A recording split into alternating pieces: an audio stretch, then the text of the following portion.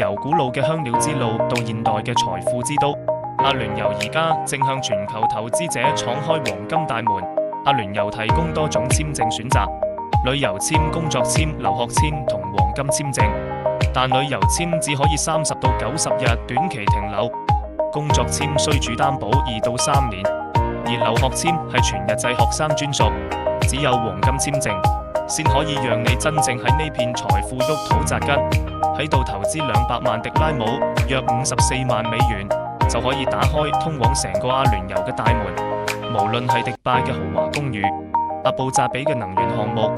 定係拉斯海馬嘅度假村，呢筆投資將會成為你全家通往中東富豪圈嘅通行證。邊種係最啱你嘅黃金簽證方式？